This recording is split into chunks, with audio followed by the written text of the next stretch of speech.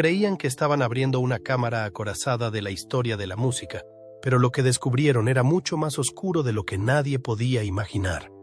Tras el fallecimiento de Voletta Wallace, madre del legendario Notorious B.I.G., por fin se abrió el secreto de la herencia de Christopher Wallace, pero en lugar de pistas inéditas o contratos antiguos, los investigadores se toparon con un legado envuelto en el silencio, el secreto y la traición. Durante décadas, los fans supusieron que el legado de Biggie estaba en manos de su familia. Ahora, la verdad está saliendo a la superficie y está reescribiendo todo lo que creíamos saber sobre Biggie Smalls. Se trata de algo más que de música. Se trata de honrar al hombre que hay detrás de ella. Christopher Wallace no era solo un nombre en el hip hop, era su latido. Pero lo que se supo de su herencia reveló que las secuelas de su muerte fueron mucho más problemáticas de lo que nadie había imaginado.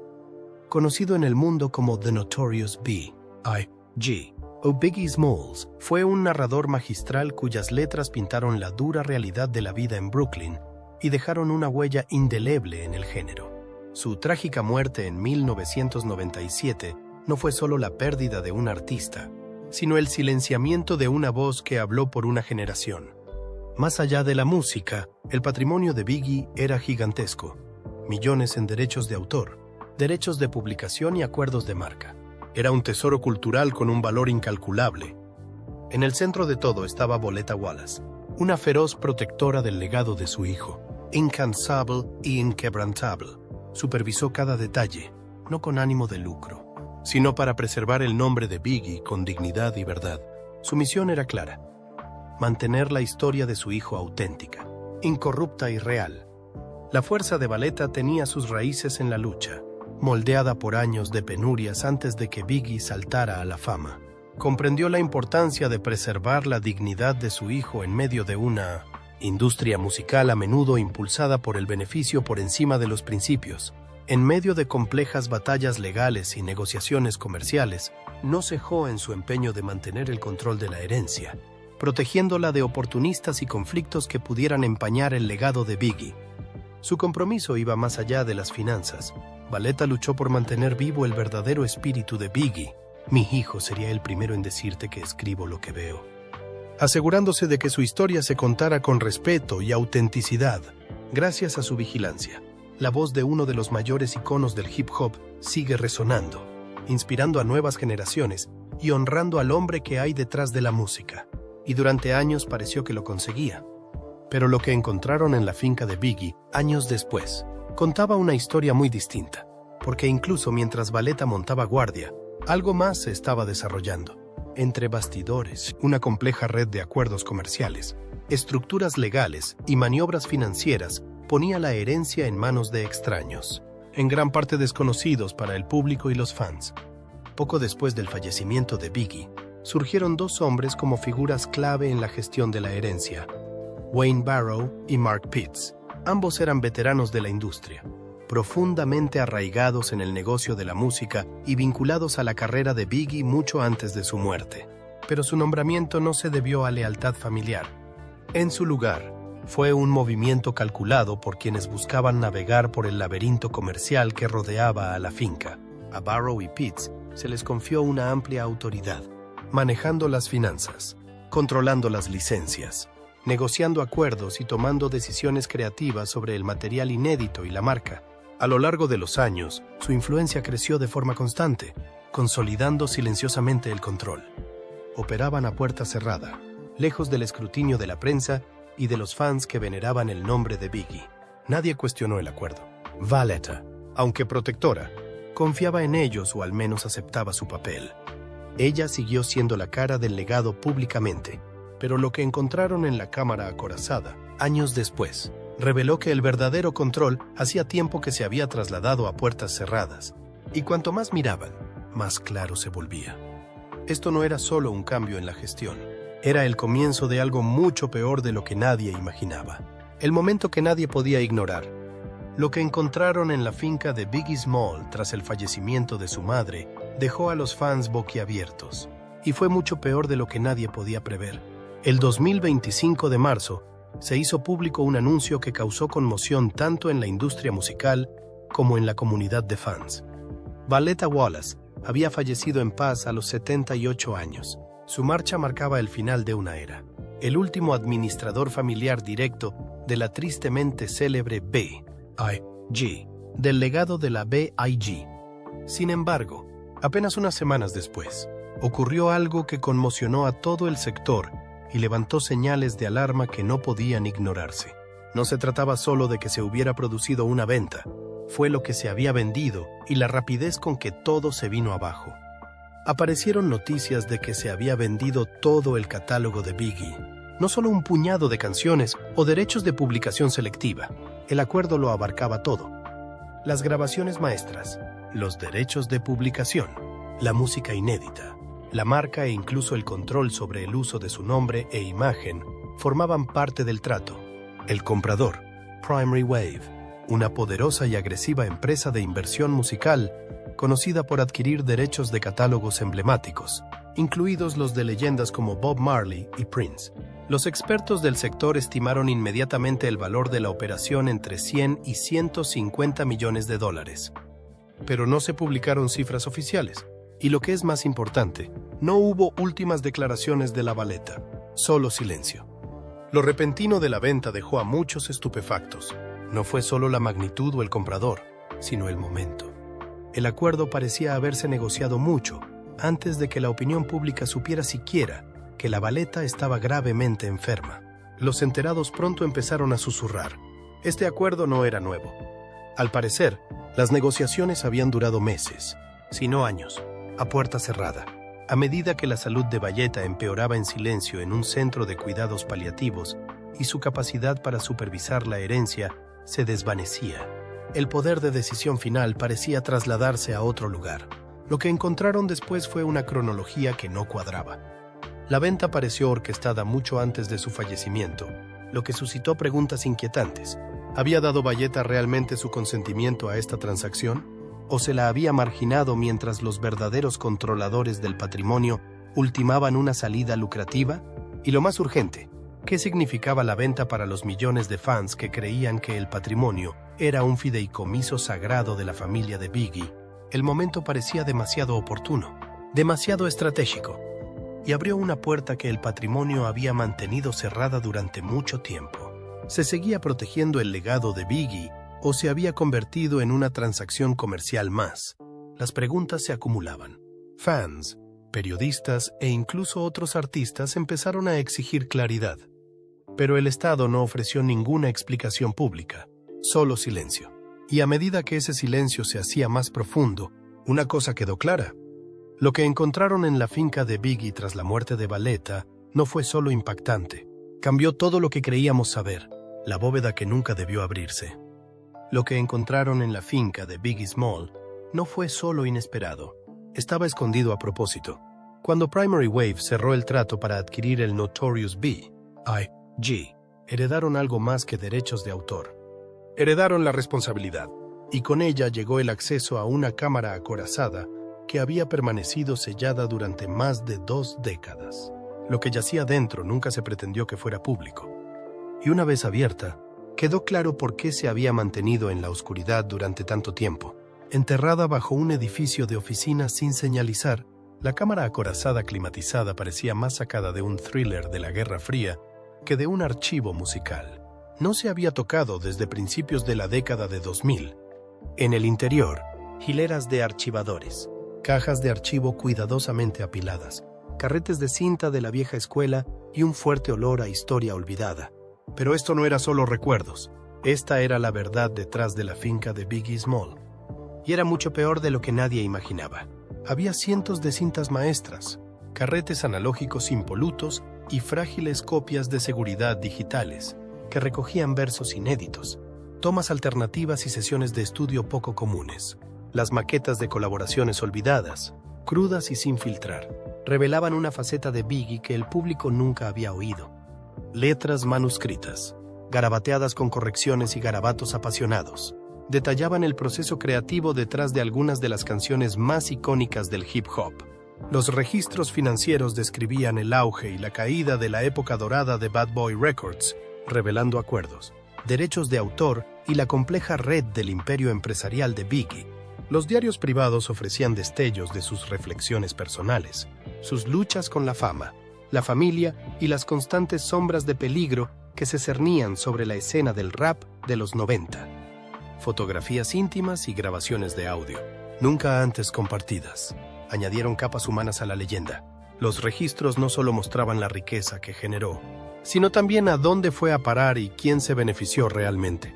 Y entonces llegó el armario cerrado, firmemente asegurado y atornillado al suelo de hormigón.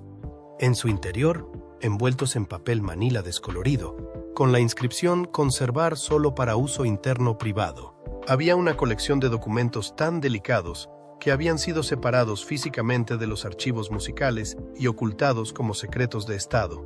Los amarillentos sobres legales, frágiles por el paso del tiempo, contenían papeles que pronto lo desvelarían todo.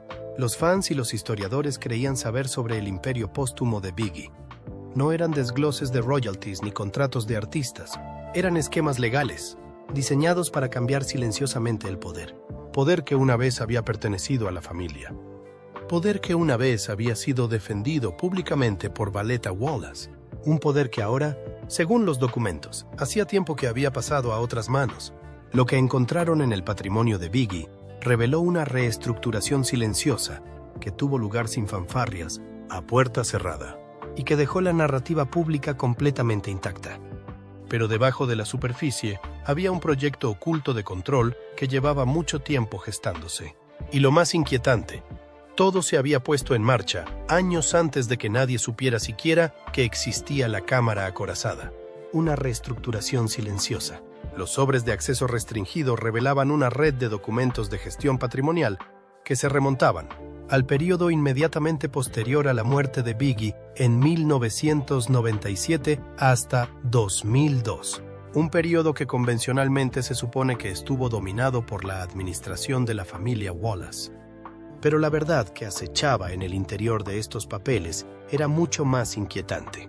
Contratos detallados, muchos de ellos sellados y firmados con una autenticidad intachable, revelaban la transferencia temprana y sistemática de los derechos financieros y creativos de Biggie a terceros, no miembros de la familia o asesores de confianza, sino personas y entidades corporativas vinculadas directamente a Wayne Barrow y Mark Pitts. Estos nombres, conocidos en los círculos de la industria musical, aparecieron de repente como arquitectos en la sombra que reescribían las reglas del legado de Biggie.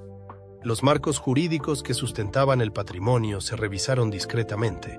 Los porcentajes de participación en los beneficios se desplazaron a favor de estos nuevos supervisores, a menudo mediante cláusulas de letra pequeña disfrazadas con una compleja jerga jurídica.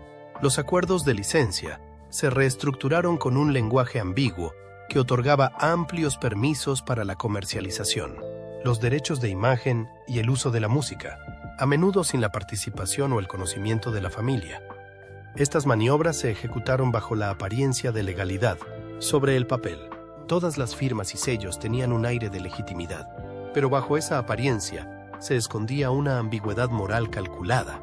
La exclusión de la familia de Biggie de las decisiones financieras clave, la marginación de sus parientes más cercanos y una traición a la confianza envuelta en la confidencialidad.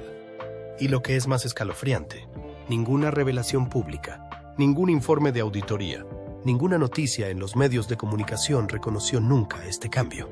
No se ocultó a los auditores ni a los reguladores, sino más bien a quienes tenían el derecho más personal, las personas en las que Biggie había confiado en vida, la familia que había llorado y gestionado su memoria. Esta reestructuración silenciosa había sido un secreto cuidadosamente guardado durante más de 2 décadas, enterrado en las profundidades de un patrimonio que parecía intacto y unificado. Ahora, con el contenido de la cámara acorazada al descubierto, el frágil mito de un legado controlado por la familia empezó a desmoronarse, dejando al descubierto una batalla oculta por el control, la influencia y los beneficios, el testamento de desaparición.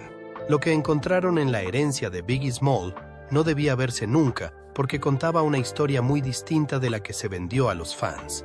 En el interior de los sobres restringidos, supuestamente desenterrados de la cámara acorazada, había un rastro de papeles legales que se extendía desde la muerte de Biggie en 1997 hasta principios de la década de 2000, una época en la que muchos creían que aún estaba bajo la firme tutela de su madre, Violetta Wallace. Sin embargo, la verdad oculta en esos documentos revelaría algo mucho peor de lo que nadie podría haber imaginado. Según personas con información privilegiada, en la última sección de ese armario herméticamente cerrado había algo aún más inquietante. Entre los documentos jurídicos y los memorandos internos se mencionaba, sin confirmación oficial, pero citada en voz baja por personas con información privilegiada, una cláusula desaparecida que se creía que formaba parte de un segundo borrador o codicilo del testamento original de Biggie. Dice legítima. Esta enmienda habría transferido el control total de la propiedad intelectual y el patrimonio de Biggie a sus hijos tras la muerte de Violetta Wallace. El testamento original era meticuloso y asignaba bienes específicos, desde derechos de publicación hasta pertenencias personales, a personas concretas. Reflejaba un legado que daba prioridad a la familia, una hoja de ruta diseñada para salvaguardar el linaje de Biggie y garantizar que su música y su imagen permanecieran en buenas manos. Pero ese plan puede haberse borrado silenciosamente. Si esta segunda cláusula existió alguna vez, ha desaparecido. Ni copia notarial, ni testimonio de testigos, solo un rastro de referencias y correspondencia interna que aluden a su creación y a su silenciosa desaparición. Se desconoce si se perdió, se enterró o se ocultó deliberadamente, pero su ausencia ha dejado un enorme vacío legal y emocional. En su lugar, los registros testamentarios confirmaron que se había presentado una versión diferente.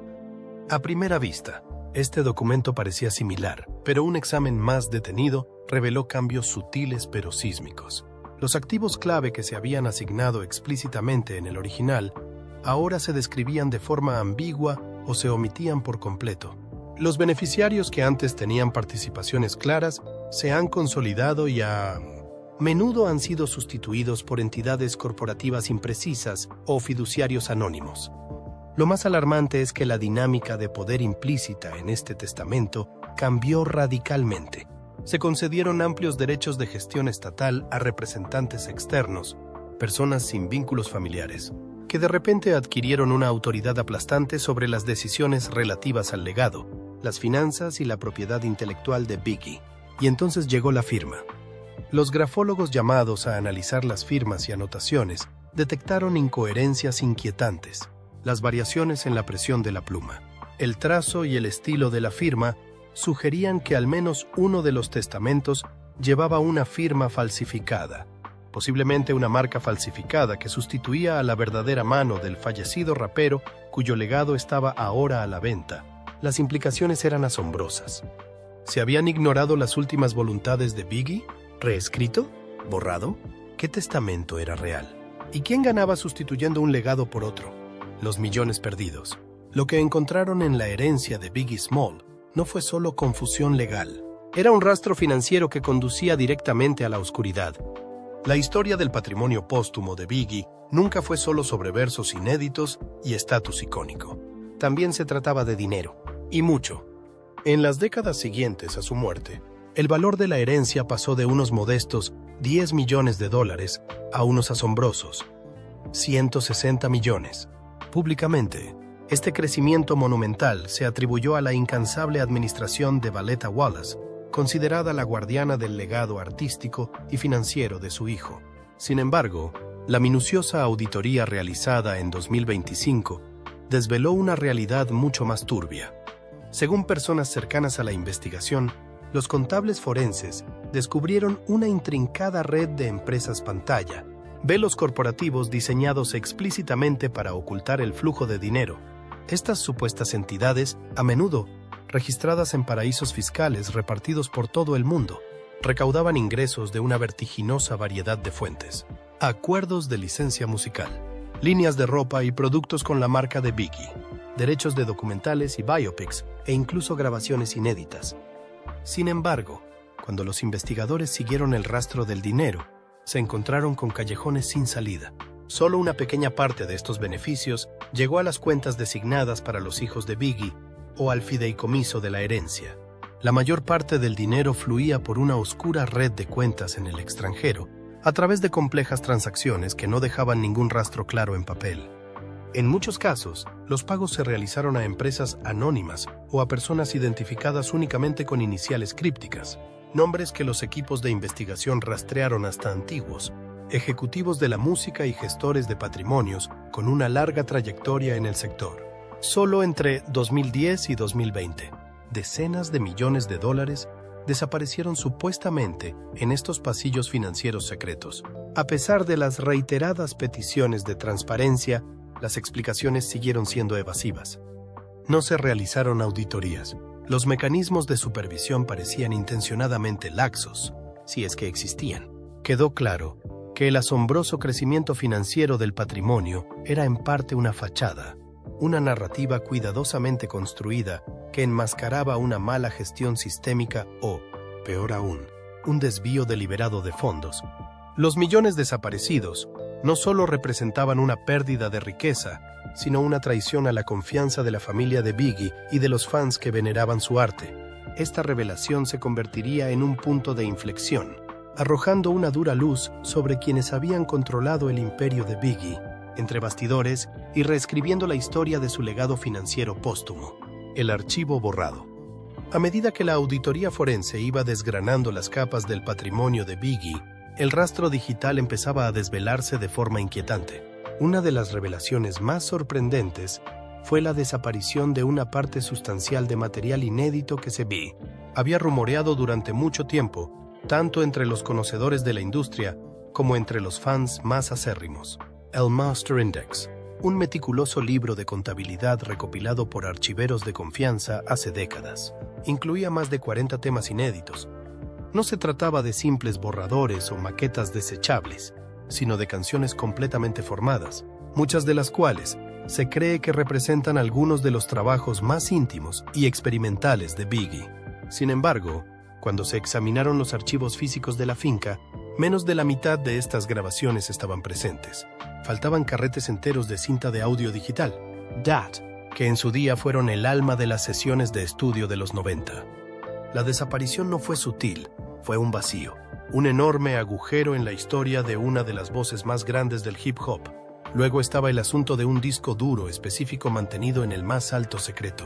Se rumoreaba que contenía diarios personales de estudio y grabaciones poco comunes entre bastidores de las icónicas sesiones de la vida después de la muerte.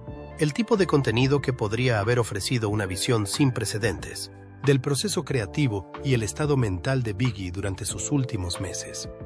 Cuando los expertos intentaron acceder a esta unidad, lo que encontraron fue devastador. Una tumba digital corrupta e ilegible. Se llamó a especialistas forenses digitales para que investigaran la anomalía. Sus conclusiones fueron escalofriantes. Los datos no se perdieron por deterioro o accidente. En lugar de eso, se habían borrado utilizando software de borrado de nivel militar, herramientas normalmente reservadas para archivos gubernamentales confidenciales, diseñadas para no dejar ningún rastro recuperable. Ninguna eliminación casual podría explicar la minuciosidad del borrado. Esto fue intencionado, calculado. Alguien había hecho todo lo posible, no solo para controlar las publicaciones póstumas de Biggie, sino para borrar parte de su pasado. ¿Por qué borrar lo que una vez fue tan valioso? ¿Qué secretos guardaban esas cintas desaparecidas? Los esqueletos digitales de la herencia apuntaban a una purga cuidadosamente orquestada, una campaña en la sombra para remodelar la narrativa de la vida y el arte de Biggie, eliminando piezas inconvenientes o perjudiciales de la historia. La venta del legado que ocultaba la verdad. A primera vista, la adquisición del catálogo de Biggie por parte de Primary Wave se presentó como una sencilla transacción comercial, una oportunidad para que los fans vieran preservado y monetizado el legado del artista en un panorama musical en rápida evolución. Los comunicados de prensa pregonaban una nueva era de administración y prometían revitalizar la obra del icónico rapero para las generaciones venideras. Pero, al parecer, la realidad que se escondía tras los lustrosos anuncios era mucho más compleja y preocupante. Un análisis en profundidad de la documentación de la transacción, parte de la cual se filtró en medio de las disputas legales en 2025, dejó al descubierto cláusulas contractuales que escandalizaron tanto a los veteranos de la industria como a los miembros de la familia. La venta no se limitaba a los derechos tradicionales, como la publicación, las grabaciones y el uso de imágenes. Dentro de la letra pequeña, había supuestas cláusulas que otorgaban a Primary Wave autoridad prenegociada sobre tecnologías de vanguardia, los derechos para licenciar la voz de Biggie para pistas generadas por inteligencia artificial y para crear actuaciones de hologramas indistinguibles del artista real. Todo esto se decidió sin consultar a los hijos ni a los parientes más cercanos de Biggie. Sus voces brillaron por su ausencia en las negociaciones. Aún más inquietante fue la ingeniería financiera entre bastidores. Al parecer, los derechos de autor de los próximos proyectos, incluidas estas empresas futuristas de inteligencia artificial y hologramas, no se asignaron previamente al patrimonio de Biggie o a un fideicomiso familiar, sino a los inversores privados que habían respaldado la multimillonaria adquisición. Esto significaba que, a pesar de la narrativa pública de preservación del legado, una parte sustancial de los beneficios iría a parar directamente a capitalistas de riesgo y empresas de inversión. En efecto, la identidad artística de Biggie se había convertido en un fantasma mercantilizado, un activo digital diseñado para generar beneficios desconectados de su linaje. La venta reveló un cálculo despiadado. No se trataba de honrar la memoria de Christopher Wallace ni de ayudar a sus descendientes. Se trataba de empaquetar su nombre y su imagen como un producto de inversión, que pudiera comprarse, venderse y explotarse indefinidamente. Para muchos allegados a la familia, la presunta transacción se sintió como una traición final, un borrado póstumo de la agencia que agravaba la pérdida que habían sufrido décadas antes. La cara pública de tributo del patrimonio ocultaba una estrategia fría y calculada, que monetizaba la leyenda de Biggie mientras despojaba silenciosamente a las personas que más importaban. Esto reescribe la historia. La última caja sellada había estado escondida en un rincón descuidado del almacén subterráneo de la finca, un lugar que nadie pensó en volver a visitar hasta que la auditoría de 2025 exigió que se contabilizara hasta el último artefacto. Cuando los investigadores supuestamente lo abrieron por fin, el aire del interior estaba cargado de décadas de polvo y silencio. En su interior yacía una única y frágil hoja de papel, amarillenta por el paso del tiempo, intacta por escáneres o archiveros digitales. Estaba inequívocamente escrita a mano, de puño y letra de Biggie, con su firma inconfundible, pero la tinta era tenue, como si las propias palabras se resistieran a ser reveladas. No era una nota cualquiera.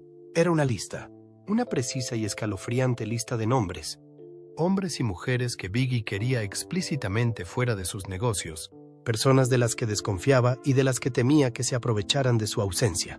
Nombres que ahora, sorprendentemente, aparecían como personas clave designadas para supervisar su patrimonio tras su muerte. Nombres directamente relacionados con la controvertida venta de su catálogo en 2025. Que conmocionó tanto a los fans como a la industria. La contradicción era innegable. El hombre que dio voz a las luchas y triunfos de una generación había anticipado la traición de su propio círculo. Sus advertencias habían sido suprimidas intencionadamente, enterradas bajo capas de legalidad, maquinaciones corporativas y secretos guardados. Durante casi 3 décadas, estas instrucciones habían sido ignoradas o, peor aún, ocultadas. No se trataba simplemente de un descuido o de una trágica mala gestión. Fue una subversión calculada. Al ignorar sus directrices, los poderosos habían reescrito supuestamente la narrativa del legado de Biggie. El hombre que había vivido su vida diciendo la verdad al poder había sido silenciado una vez más, no por los disparos, sino por la codicia corporativa y el borrado calculado. Y ahora, en 2025, ese silencio se rompió. Este documento, sencillo, sin pretensiones, echó por tierra todo lo que creíamos saber. Reescribe la historia, mucho peor de lo que pensábamos. Durante años, los fans creyeron que el legado de Biggie estaba en buenas manos, protegido por su familia y preservado con amor. Pero la verdad revelada en 2025 hizo añicos esa ilusión. A puerta cerrada, el control de la música, la imagen y los ingresos de Biggie había pasado a manos de las mismas personas contra las que él advirtió. Su obra inédita desapareció. Sus derechos de autor se desviaron a través de redes extraterritoriales y su nombre se convirtió en un producto vendido al mejor postor, a menudo sin el consentimiento de quienes más le querían. No se trataba solo de una mala gestión. fue una supresión sistemática y deliberada. La voz artística de Biggie, tan poderosa en vida, había sido silenciada de nuevo, esta vez por el papeleo.